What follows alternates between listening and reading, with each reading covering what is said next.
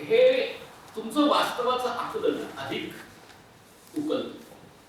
जो मुद्दा पवार सरांनी उपस्थित केला की शेवटी इतिहास जो आहे तो इतिहास हा वास्तवाचा वेध घेण्यासाठी आहे. तुमच्या आत्ताच्या समस्या आणि या समस्यांचा एका अर्थानं तुम्ही करत असलेलं निराकरण भविष्याच्या दिशेनं, तुम्हाला भविष्य घडवायचंय त्या भविष्याच्या दिशेनं तुम्ही जे वास्तवाचं निराकरण करता त्यासाठी इतिहास संशोधन करता. आणि हे इतिहास संशोधन करत असताना नेमकी सद्यकालीन समस्या काय आहे स्त्रियांची, आजही स्त्रियांच्यावरती अत्याचार का होतात, आजही स्त्रियांना दुय्यम का लेखलं जातं, आजही स्त्रियांचे प्रश्न एवढे तीव्र काय, हा मुद्दा मध्यवर्ती राहणार. आणि हा मुद्दा घेऊनच आपण प्राचीन इतिहासाचं अध्ययन करणार. आणि त्या अनुषंगानं गायकवाड सरांनी जो मुद्दा उपस्थित केला, पॅट्री लोकॅलिटी, अनेक संकल्पना या स्त्रियांच्या अध्ययनातून पुढे आल्या. आणि मला सांगायचंय तुम्हाला की या जगभरातल्या स्त्रियांनी ज्ञानामध्ये जे योगदान केलं ते योगदान आपल्या विद्याशाखेने स्वीकारलं. आपल्या विद्याशाखेनं जे प्रामुख्यानं जगभरातल्या स्त्रियांनी अत्यंत मेहनतीनं जी पुरुषांनी घडवलेली ज्ञानशाखा होती त्या ज्ञानशाखेला हादरा दिला आणि आपल्या विवेकानं, विज्ञान बुद्धीनं या इतिहासाला किंवा सामाजिक शास्त्रांना ताळ्यावर आणलं आणि पुरुषांच्या बरोबर स्त्रियांचा इतिहास सुद्धा लिहिला पाहिजे अशी भूमिका घेतली. हिस्ट्री म्हणजे हिल स्टोरी न मांडता हर स्टोरी पण झाली पाहिजे असा प्रयत्न केला. त्यांनी प्रामुख्यानं सैद्धांतिक पातळीवरचं महत्त्वाचं योगदान केलं. आणि तेव्हा मी तुम्हाला सुचवेन की आपल्याला एक सर्वसाधारणपणे सर्वोपट इतिहास जो मांडला जातो त्याची 4 प्रारूप आहेत. एक प्रारूप जे आहे हे प्रारूप साधारणतः असं आहे की पुरुषांचाच इतिहास आहे. आणि तुम्हाला माहिती आहे की प्राचीन काळापासून आतापर्यंत जेव्हा जेव्हा कर्तेपणाचं वर्णन तुम्ही करता ते कर्तेपणाचं वर्णन पुरुषांचं आहे. त्याच स्त्रिया ज्या राजस्त्रिया आहेत त्यांचं वर्णन तुम्ही करायला, म्हणजे तुम्ही म्हणता की हा स्त्रियांचा अन्याय झालाय, गार्गी मैत्रीचा इतिहास सांगा. म्हणजे अख्ख्या वैदिक कालखंडामध्ये 2 स्त्रियांची तुम्ही जोड देता, पुरवणी जोडता. तुम्ही म्हणता की मराठ्यांचा इतिहास आहे त्याच्यामध्ये आमची ताराबाई आहे, महाराणी ताराबाई आहे, तिला जोडा. जिजाबाई त्यांना जोडा. माता जिजाबाई, ताराबाई यांना जोडण्याचं काम आपण करत राहिलो. आणि मुख्य इतिहास जो आहे त्या मुख्य इतिहासामध्ये जे 50% लोकसंख्या आहे अशा स्त्रियांचं योगदान इतिहासामध्ये पुढे येत नाही. नुसतं स्त्रियांचंच नव्हे तर शेतकऱ्यांचं योगदान येत नाही, आदिवासींचं योगदान येत नाही, दलितांचं योगदान येत नाही. हा सगळा इतिहास जो आहे हा ज्यांना वर्चस्व गाजवायचं आहे त्या वर्चस्व गाजवणाऱ्या उच्चभ्रू लोकांचा इतिहास तुमच्या माझ्या माथी भारताचा इतिहास म्हणून लादला जातो. तेव्हा प्राचीन भारताचं श्रेय, प्राचीन भारताचा गौरव यात तुमची माझी योगदान काय आहे. शेतकऱ्यांच्या सततच्या प्रयत्नातून भारत हा घडला. त्या भारताच्या जडणघडणीमध्ये असलेल्या शेतकरी स्थित्यंतराचा कुठला तरी एखादा अँगल, कुठला तरी एखादा पैलू आपल्या इतिहासाला आपण शिकवतो. ज्या श्रमिकांनी, कारागिरांनी हा इतिहास घडवला, आता या स्त्रिया मध्यवर्ती आहेत, 50% आहेत. या स्त्रियांना इतिहासात आणणं ही जबाबदारी आहे. तसं दुसरं करून येतं, जसं तुम्ही पुरवणी जोडता. आणि आता अनेक वेळेला स्त्रिया सुद्धा जो इतिहास लिहायला लागतात तो प्रामुख्यानं पुरवणीमध्ये लिहायला लागतात आणि अडकतात. म्हणजे पुरुषांनी नेमून दिलेल्या इतिहासाच्या नॅरेटिव्ह मध्ये, निवेदनामध्ये स्त्रिया आपल्या दुय्यमतेचा एक अँगल शोधत राहतात. दुसरा जो अँगल आहे तो एका अर्थानं महत्त्वाचा आहे. तो अत्यंत धारदारपणाने स्त्रियांनी आणि पुरुषांनी पण मांडला. आणि त्यात महात्मा फुलेंसारखे, बाबासाहेब आंबेडकरांसारखे, शाहू महाराजांसारखे प्रतापी लोक पण आहेत की ज्यांनी स्त्रियांच्या प्रामुख्यानं अन्यायाचा, अत्याचाराचा उलगडा करायचा. प्राचीन काळापासून आतापर्यंतची दुय्यमता, प्राचीन कालखंडापासून आतापर्यंतची विषमता, प्राचीन कालखंडापासून आतापर्यंतचा अन्याय याची कथा इतिहासात मांडली गेली पाहिजे. आणि तुमच्या लक्षात असेल की इतिहासाच्या संबंधामध्ये जे सूत्र मुख्यतः मांडलं गेलं, position of women in Indian society, भारतीय समाजामधलं स्त्रियांचं स्थान, ते स्थान प्रामुख्यानं शोधण्याचा प्रयत्न इतिहासकारांनी केला. आणि ते सूत्र जे आहे त्या सूत्रामध्ये प्रामुख्यानं कधी स्त्रियांच्यावरती सतीप्रथा लागली, कधी स्त्रियांना दुय्यम केलं गेलं, अशा प्रकारची संगती लावायचा प्रयत्न केला. प्रामुख्यानं हा जो इतिहास आहे तो स्त्रियांना कर्तेपणा देत नाही. स्त्रिया प्रामुख्यानं या अन्यायग्रस्त आहेत, त्यांच्यावरती पुरुष अन्याय करतात आणि त्या अन्याय सहन करत राहतात, अशा प्रकारची एका अर्थानं स्त्रियांना कर्तेपणा न देणारी अशी इतिहासाची कल्पना मांडली. त्यामुळे अर्थातच या इतिहासाला पण एक विशिष्ट पातळीवरती मर्यादा आहे.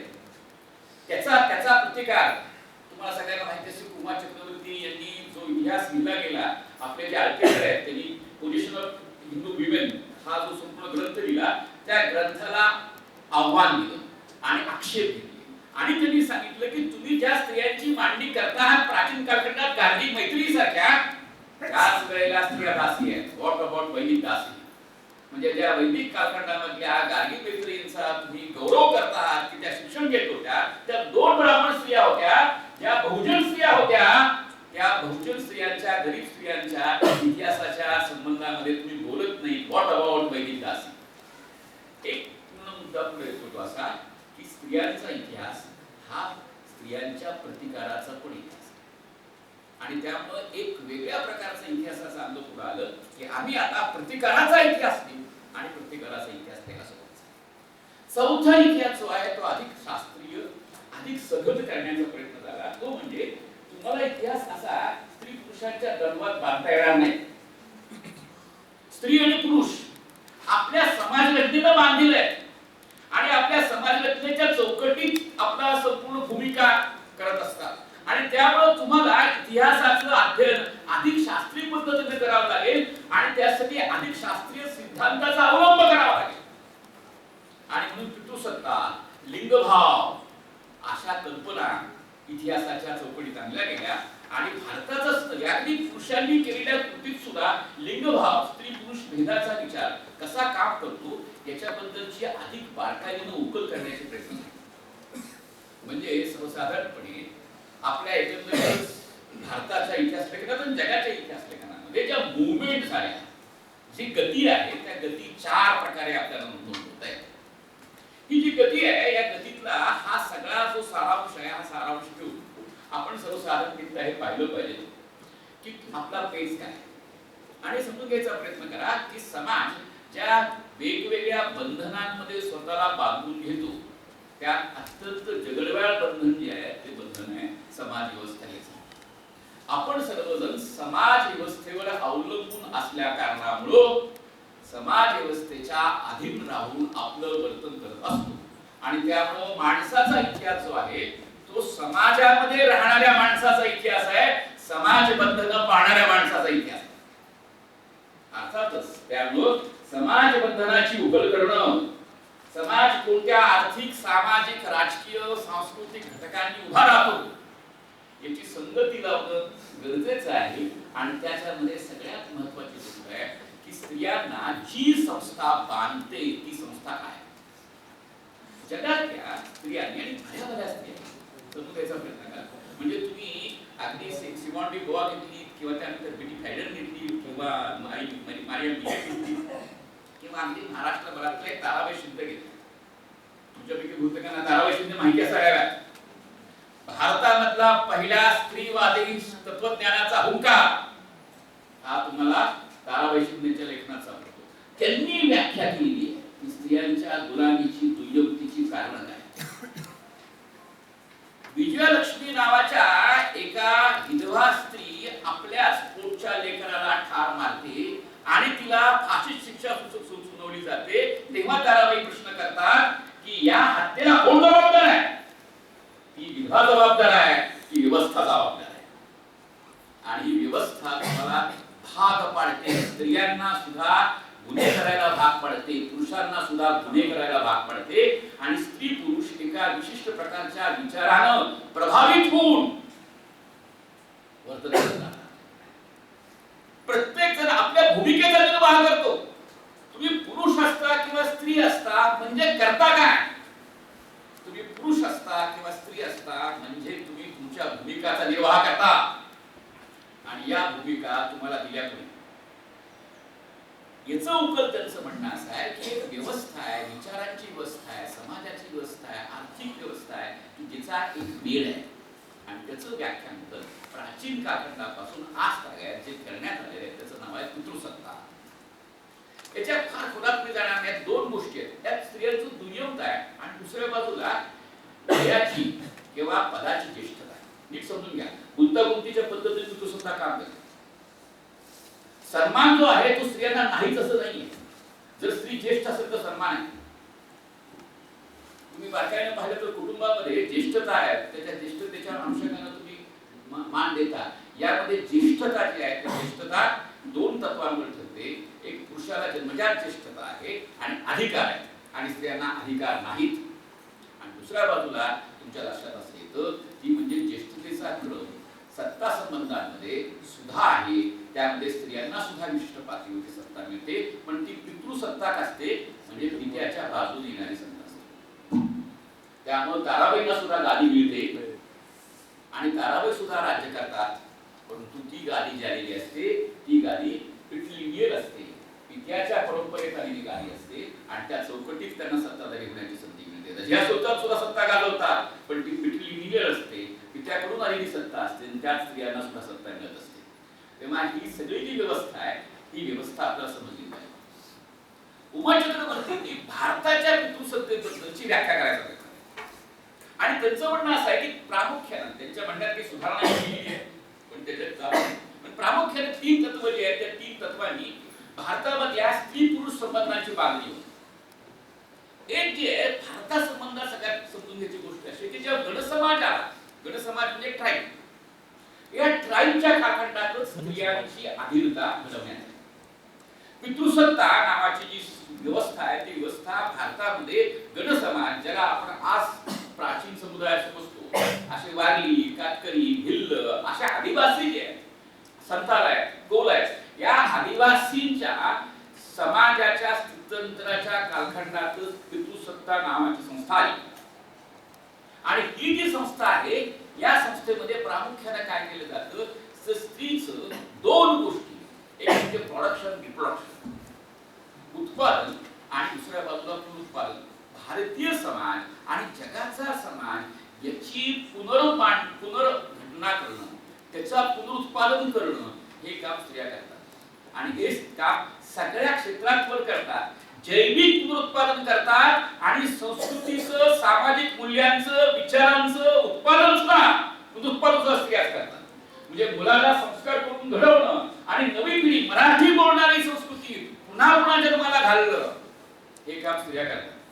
म्हणजे जी कोणती व्यवस्था असेल त्या संपूर्ण व्यवस्थेचं पुनरुत्पादन स्त्रिया करतात. त्यामुळे स्त्रियांचं महत्व आहे. जीवाला जन्म देणाऱ्या स्त्रिया आणि संस्कृतीचं पुनरुत्पादन करणाऱ्या स्त्रिया, समाजाचं पुनरुत्पादन स्त्रिया यांच्यावरच्या ताब्याचा तर्क उभा राहतो आणि स्त्रीच्या वरचं लैंगिक नियंत्रण पुरुषांकडे जातं. सगळ्या पितृसत्तांमध्ये स्त्रियांवरचं लैंगिक नियंत्रण पुरुषांकडे जातं. मग तो पिता असेल किंवा पती असेल, तिच्यावर तिचा स्वतःचा अधिकार तिच्या देहावरती राहत नाही. तिच्या देहावरचा अधिकार जो आहे तो तिच्यापासून परात्म केला जातो, काढून घेतला जातो आणि तिला गुलाम केलं जातं. जगभरातल्या पितृसत्तांमध्ये स्त्री देहावरचा ताबा हा पुरुषांकडे सोपवण्यात येतो आणि तो नातेगोते संबंधात असतो, तो गुंतागुंतीचा असतो. स्त्रियांना सुद्धा त्याची कल्पना नसते, पुरुषांना सुद्धा त्याची कल्पना नसते, इतपत तो तुमच्या हाडामासे खेळलेला असतो. त्यामुळे ही जी गोष्ट आहे ती भारतात वेगळी आहे. भारतात त्यात निर्मम रूप येतं. ते कशामुळं तर जात ही व्यवस्था भारतामधल्या स्त्री दास्याशिवाय जन्मालाच येते. स्त्रिया जातीच्या मध्येच बांधल्याशिवाय आणि त्यासाठी स्त्रियांच्या लैंगिकतेवरती नियंत्रण आणल्याशिवाय भारतातली जाती संस्थेसारखी व्यवस्था तयार होत नाही. आणि त्यामुळे स्त्रियांच्या लैंगिक नियंत्रणाच्या बाबत भारतामधला विचार हा विलक्षण अमानुष आहे. भारतामधल्या एकंदरीतच जो स्त्रियांच्या नियंत्रणासंबंधातला विचार आहे त्याची दोन टोकं आहेत, फार भीषण टोकं आहेत. दोन्ही टोकं जे आहेत ताराबाई शिंदे सांगतात की अमानुष आहे. एक टोक जे आहे ते स्त्रियांचं विलक्षण अशा प्रकारचं निंदा करण्याचं आहे. स्त्री चरित्र नावाचा प्राचीन काळापासून आज तागायत तुमच्या मानगुटीवरती बसलेलं स्त्रियांच्या बद्दलचे प्रतिमान आहे. स्त्रिया चंचल असतात, स्त्रियांना मेंदू कमी असतो, स्त्रिया स्वतः निर्णय स्वतः घेऊ शकत नाहीत आणि स्त्रिया लैंगिक पातळीवरती दुराचार करण्यासाठी सतत तयार असतात. असं जे एक विशिष्ट प्रकारचं चित्र आहे, हे चित्र तुम्हाला मनोपासून ते भरतुआळीपासून पर्यंत आणि भरतुआळीपासून ते तुमच्या सिनेमातल्या अनेक चित्रपटांपर्यंत तुम्हाला पाहायला मिळेल. अगदी 19व्या शतकामध्ये जे ग्रंथ लिहिले गेले किंवा तुम्हाला माहित असलेले अनेक ग्रंथ आहेत की ज्या ग्रंथांमध्ये स्त्रियांचं चित्रण हे प्रामुख्याने स्त्री स्वभाव आणि स्त्री चरित्र या स्वरूपामध्ये की स्त्रीच्या चरित्राची तुम्हाला कदाचित सुभाषितही माहिती असेल, पुरुषाचं भाग्य आणि स्त्रीचं चरित्र काय सांगताय, हे ब्राह्मणी सुभाषित. हे जर तुम्ही समजून घेतलं तर लक्षात असेल की स्त्रीची अशी पराकोटीची गुन्हेगार प्रतिमा उभी करण्यात आणि सगळ्यात समजून घ्यायचा प्रयत्न करा. या सगळ्या प्रक्रियेत फार गुंतागुंतीचं राजकारण आहे. एक राजकारण काय, स्त्रियांची तुलना जी आहे ती पुरुषांशी करायची आणि पुरुषांची तुलना करण्याचा प्रारूप अत्यंत सोपा आहे. ते म्हणजे काय, प्राचीन वेदांमधलं वर्णन आहे स्त्रिया चंचल असतात, त्याचा मागचा भाग आहे पुरुष नसतात. म्हणजे जेव्हा स्त्रियांच्या विषयीची अशी लांबलचक विधाने केली जातात तेव्हा पुरुष हा त्याच्या मागे असतो आणि पुरुष हा चांगलाच असतो, स्त्रिया या वाईटच असतात. या चौकटीमध्ये हे वर्णन केलं जातं आणि म्हणून ताराबाई शिंदेचं पुस्तक आहे, त्याचं नावच आहे स्त्री पुरुष तुलना. उलट केलं त्याची.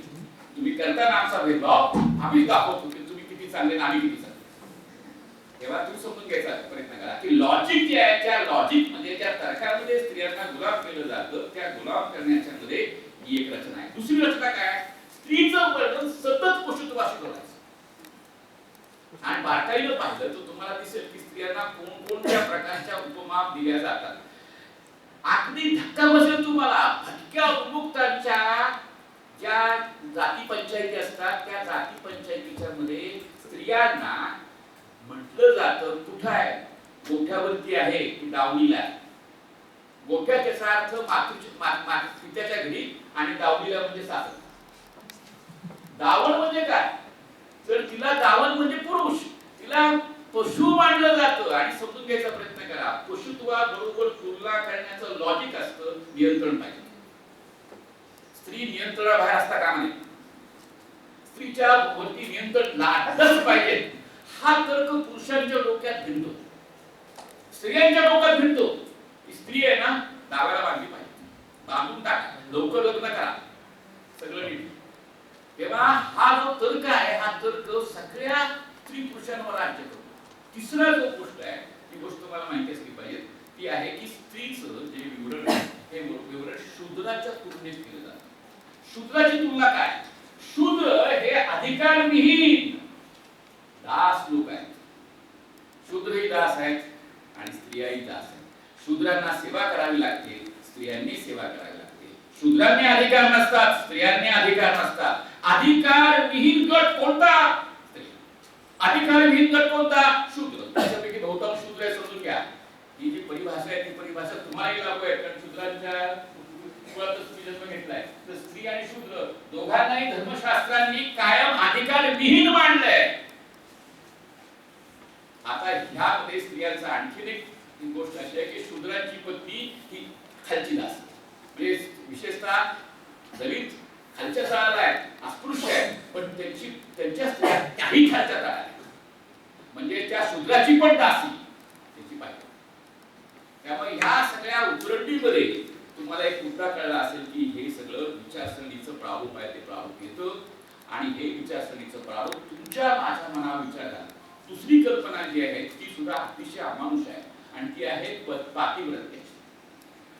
ताराबाई शिंदेनी प्रश्न विचारला की अशी कोणती स्त्री दाखवा, तुम्ही स्त्रियांच्याकडनं अशी अपेक्षा करता की नवरा किती वाईट असला, तो व्यभिचारी असला, दारूपात असला, रोज मारत असला, काही अत्याचार करत असला, तर स्त्रीनं कोणती चूक न करता जरूर काही तो देव आहे. देव म्हणलं पती काय असला पाहिजे, देव आहे, देवासारखं वागलं पाहिजे आणि देवासारखी पूजा केली पाहिजे.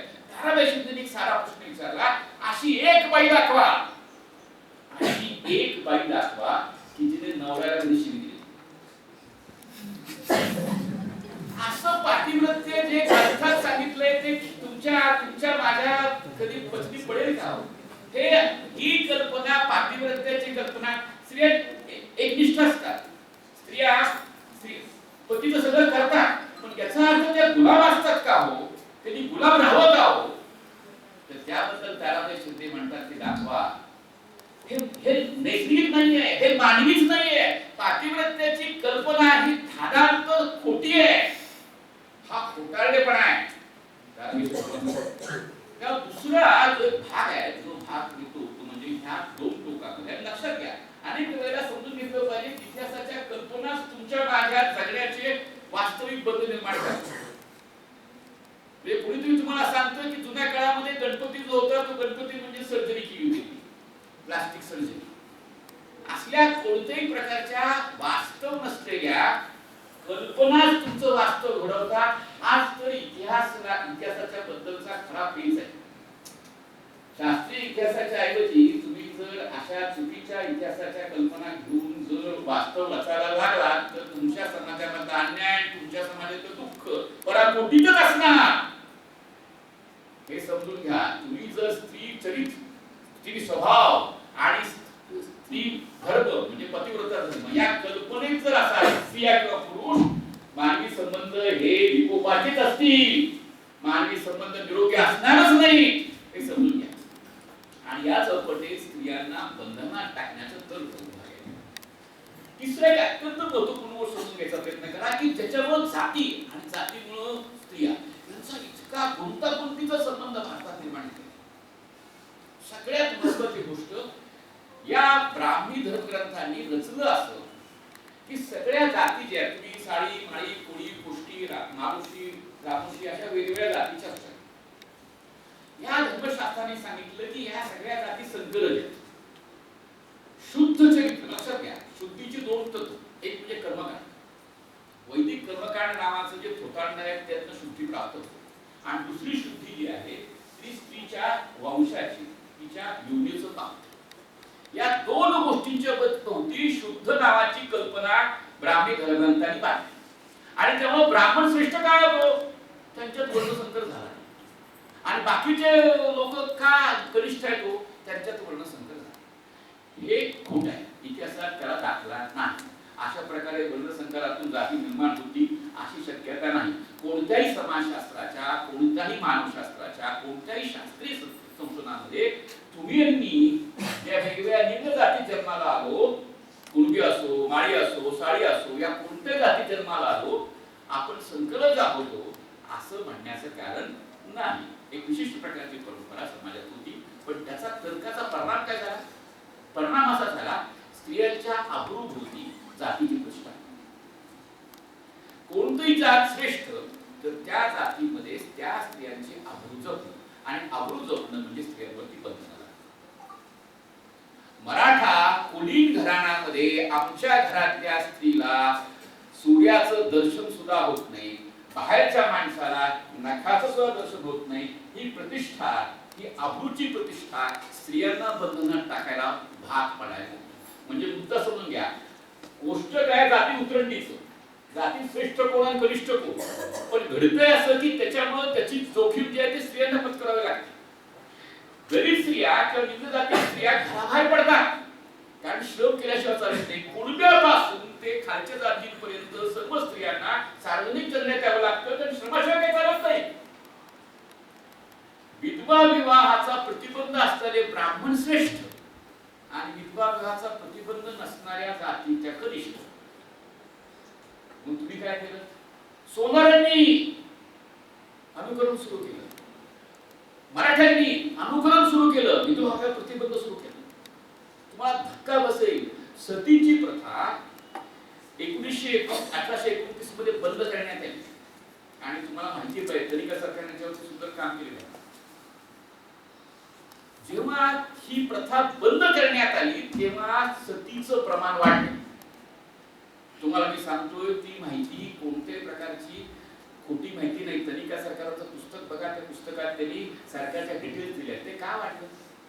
कारण बंगालमध्ये ज्या ओबीसी जाती होत्या त्या ओबीसी जातींना आपण श्रेष्ठ आहोत असं सांगण्याची इच्छा होती. ब्राह्मणी जाती उतरंडीमध्ये आपण श्रेष्ठ आहोत ह्या सांगण्याच्या फंदामध्ये सती ही उच्च जातीत दिली जाते. मग आम्ही श्रेष्ठ आहोत तर आमच्या घरातल्या सुद्धा स्त्रिया सती केल्या पाहिजेत म्हणून बळजबरीनं सती पाठवण्याचं प्रमाण 1829 नंतर ओबीसी जातीमध्ये वाढलं. समजून घ्यायचा प्रयत्न करा. म्हणजे ज्या जातींमध्ये या कुप्रथा नव्हत्या त्या जातींनी ब्राह्मणी उतरंडीचं अनुकरण करत करत हा फंदा स्त्रियांच्या घरात लागला. तेव्हा समजून घ्यायचा प्रयत्न करा. जातीची उतरंड स्त्रियांच्या दुर्योगतेच्या स्त्रियांच्या गुलामीला हे करते. आणि म्हणून तुम्हाला माहिती असलं पाहिजे की आता ऑनर किलिंग जे घडतंय, सख्खा बाप सख्खा भाऊ आपल्या बहिणीला आपल्या मुलीला लेकराला जीव मारतोय. काय कल्पना? पोरगी कुठल्या तरी दुसऱ्या जातीच्या पोरावरून म्हणजे घराण्याची पृष्ठ गेली, जातीची पृष्ठ गेली आणि त्यामुळे जे अत्याचार घडतात स्त्रियांवरती ते अनंत आहे. तुम्ही जर बारकाईनं पाहिलं तर तुमच्या लक्षात येऊ शकते. मी त्याच्या खोरात जात नाही. दुसरी गोष्ट आणखी अत्यंत महत्वाची गोष्ट तुम्हाला दिसेल की जातीची उतरण सुद्धा स्त्रियांच्या मध्ये आणि पुरुषांमध्ये असलेल्या विषमतेच्या तत्वाने घडते. आणि जातीची उतरण स्त्रियांच्या आणि पुरुषांच्या संबंधावर प्रभाव टाकायला. उदाहरण सांगायचं म्हटलं तर जाती उतरंडीमध्ये ब्राह्मण हे गुरु आहे आणि सगळे ब्राह्मणेतर हे शिष्य आहे, गुरु शिष्य आहे. सत्ता संबंध काय? गुरुना ऐकायचं, गुरुला सांगायचं आणि शिष्याला ऐकायचं. तुम्ही स्त्री पुरुषाच्या संबंधात पाहायचं असेल तर पती हा गुरु आहे, पत्नी ही शिष्य आहे. आणि तुमच्या सगळ्या लोकांना माहिती असेल नसेल परंतु हा संबंध आजही पती पत्नी संबंधामध्ये मध्यवर्ती आहे. म्हणजे एका बाजूला गुरु शिष्य संबंध हा जाती उतरंडीमध्ये ब्राह्मणाचं गुरुत्व आणि निम्न जातीयांचं अनुयायीत्व, तर तो संबंध स्त्रियांच्या आणि पुरुषांच्या याच्यामध्ये पुरुषाचं गुरुत्व आणि स्त्रीचं अनुयायीत्व अशा चौकटीत येतो, एकमेकांना प्रभावित करतो. तुम्हाला धक्का बसेल, महात्मा फुल्यांनी शेतकरी लुटले का जातात याचं अत्यंत उत्तम वर्णन केलेलं आहे. जेव्हा शेतकरी कर्ज घेण्यासाठी म्हणून जेव्हा सावकाराकडे येतो तेव्हा सावकाराला तो शब्द वापरतो मायबाप, पिता आणि पाल्य हा संबंध नातेगोते संबंधांमधला संबंध आहे. त्यात वर्चस्वांकितेचे संबंध आहे. ज्याला जेंडर म्हटलं जातं, लिंगभाव म्हटलं जातं, त्या लिंगभावाच्या उतरंडीमध्ये घडणारे संबंध आहेत. कोण श्रेष्ठ कोण कनिष्ठ हे कुटुंबाची उतरंड आहे, जातीची उतरंड आहे, किनशिपची उतरंड आहे. ह्या किनशिपच्या उतरंडीचा उपयोग हा दोन जातींमधल्या शोषणाच्या संबंधात होतो असं तुम्हाला महात्मा फुले दाखवतात. मी जर बारकाईनं पाहिलं तुमच्या लक्षात येऊ शकतं की ही जातीची उतरंड आणि ही लिंगभावाची उतरंड एकमेकांमध्ये मिसळते आणि एकमेकांमध्ये मिसळून तुमच्या माझ्या जगण्याचं रोजच्या जगण्याचं संचालन करते. आणि त्यामुळे जे घडताना दिसतं तुम्हाला त्याचा नाट्य तुम्हाला स्पष्ट होतं. तुम्ही कोणत्याही प्रकारचे जे सांगत होते पवार की आता घडणाऱ्या वास्तवाचं स्पष्टीकरण काय होऊ शकतं तर ऑनर किलिंगच्या पाठीमागं तुम्हाला ह्या जाती उतरंडीच्या आणि लिंगभावीच्या उतरंडीचा जो एका अर्थानं लागाबांध आहे तो लागाबांधा स्पष्ट करू शकतो. तुमच्या एकंदरीत असलेल्या वेगवेगळ्या प्रथा किंवा कुप्रथा ज्या आहेत त्या प्रथांचं स्पष्टीकरण तुम्हाला करता येऊ शकतं. तात्पर्य मला सांगायचं असं की प्रामुख्याने 3 तत्वांनी, एक म्हणजे स्त्रियांचं लिंगिक नियंत्रण, स्त्रियांच्या आणि पुरुषांच्या विषमतेबद्दलचा एक व्यापक दास्यविभूर आणि तिसऱ्या बाजूला जातीभावाची लिंगभावाच्या उतरंडीचा मेल, या 3 तत्वांना भारतामध्ये तुमच्या माझ्यावरती राज्य गाजवणारी अशी ब्राह्मी सत्ता घडलेली आहे. हा जर आपल्याला सर्वसाधारणतः ब्राह्मी सत्तेचं प्रारूप कळलं तर मग त्या चौकटीमध्ये ज्या घटनाक्रम घडतायत, जे बदल घडतायत ते बदल तुम्हाला कळले. जेव्हा जेव्हा जाती व्यवस्था वाढते त्याच वेळेला स्त्रियांच्या अन्यायाच्या प्रथा जोरकसपणाने वाढतात. तुम्हाला कदाचित माहिती असेल नसेल परंतु मध्ययुगामध्ये व्यभिचार केला म्हणून स्त्रियांचं नाक कापण्याची शिक्षा, कान कापण्याची शिक्षा धर्मग्रंथ सांगतात आणि तुम्हाला धक्का बसेल की स्त्रियांच्या नाक कापण्याच्या आणि कान कापण्याच्या घटना मराठ्यांच्या इतिहासात रिपोर्टेड आहे. तेव्हा ही जर गोष्ट तुम्ही समजून घेतली की तुमच्या माझ्या एकंदरीतच व्यवस्थेच्या पाठीमागं हा सगळा विचार आहे